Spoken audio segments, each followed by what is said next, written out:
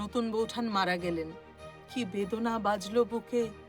মনে আছে সে সময়ে আমি গভীর রাত পর্যন্ত ছাদে পায়চারি করেছি। ঠাকুর নিজেই বলেছিলেন রানীচন্দ্রকে। কে ছিলেন এই রানীচন্দ্র? ছিলেন যে মারা যায় তাহার আর বয়স বাড়ে না।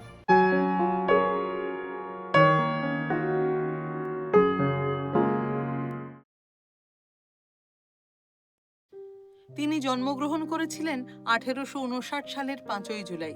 রবীন্দ্রনাথ ঠাকুরের থেকে তিনি ছিলেন প্রায় 2 বছরের বড়। তাঁর প্রথম পরিচয়, তিনি ছিলেন ঠাকুরবাড়ির বাজার সরকার শ্যাম গঙ্গোপাধ্যায়ের তৃতীয় কন্যা। আর তাঁর দ্বিতীয় পরিচয়, তিনি জ্যোতিরেন্দ্রনাথ ঠাকুরের স্ত্রী, রবীন্দ্রনাথের নতুন বৌঠান। তিনি কাদম্বরী দেবী। পরম প্রিয় রবির অসংখ্য গানের নেপথ্যে প্রকট বা প্রচ্ছন্নভাবে থেকে গেছেন নতুন বৌঠান। রবি ঠাকুরের জীবদ্দশায় প্রকাশিত হয়েছিল তাঁর মোট 208টি গ্রন্থ। এর মধ্যে মাত্র 64টি বইয়ে তিনি উৎসর্গপত্র লিখেছিলেন। এই 64টির মধ্যে 7টি তিনি উৎসর্গ করেছিলেন তাঁর নতুন বৌঠানকে। এই 7টি বইয়ের মধ্যে অন্যতম ছিল ভগ্ন হৃদয়। এই বইয়ের উৎসর্গপত্রে মুদ্রিত হয়েছিল তোমার এই করিয়াছি জীবনের ধ্রুবতারা। এই লাইনটির ঠিক উপরেই লেখা ছিল শ্রীমতী হে কে। রবি ঠাকুর তাঁর নতুন বৌঠানকে কৌতুক করে শ্রীমতী হে বলে ডাকতেন। এই কথা তো বিভিন্ন তথ্য প্রমাণ থেকে জানা গেছে। এই হে শব্দটি হলো হেকেট অথবা হেকেটের সংক্ষিপ্ত রূপ, যেটি শেক্সপিয়ারের ম্যাকবেথ নাটকের একটি চরিত্র। কাদম্বরী দেবী শেষ নিঃশ্বাস ত্যাগ করেন 1884 সালের 21শে এপ্রিল। প্রিয় নতুন বৌঠানের মৃত্যুর পর রবির জীবন যেন থমকে গিয়েছিল। সেই সময় কোন গান রবীন্দ্রনাথ সব থেকে বেশি গাইতেন? সেই গান সম্পর্কে রবি ঠাকুর নিজেই বলেছিলেন রানীচন্দ্রকে। কে ছিলেন এই রানীচন্দ্র? শান্তিনিকেতনের শুরুর দিকে এক অন্যতম ছাত্র ছিলেন মুকুল দে। তাঁরই ছোট বোন ছিলেন রানীচন্দ্র।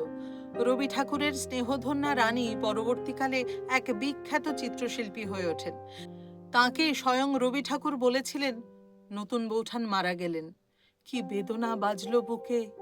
মনে আছে সে সময়ে আমি গভীর রাত পর্যন্ত ছাদে পায়চারি করেছি, আর আকাশের দিকে তাকিয়ে বলেছি, কোথায় তুমি নতুন বৌঠান?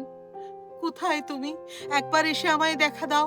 কতদিন এমন হয়েছে সারা রাত এভাবে কেটেছে।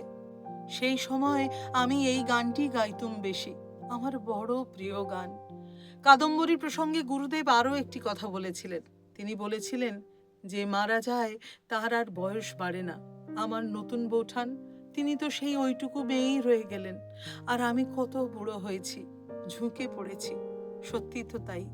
কিন্তু এখন আমাদের প্রশ্ন হলো, কি ছিল রবীন্দ্রনাথের সেই অন্যতম প্রিয় গান, যা গেয়ে তিনি খুঁজে বেড়াতেন তার নতুন বৌঠানকে? সেই গানটি ছিল, আমার প্রাণের পরে চলে গেল কে,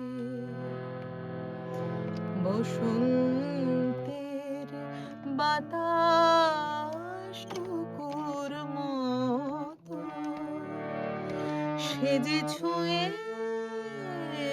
গেল, নুয়ে গেল রে, ফুল ফুটিয়ে গেল শত শত, আমার প্রাণের পরে চলে গেল কে। আজকের পর্ব তাহলে এখানেই শেষ করছি। আবার নতুন কাহিনী নিয়ে ফিরে আসবো পরের পর্বে। ততক্ষণ খুব ভালো থাকুন, সুস্থ থাকুন।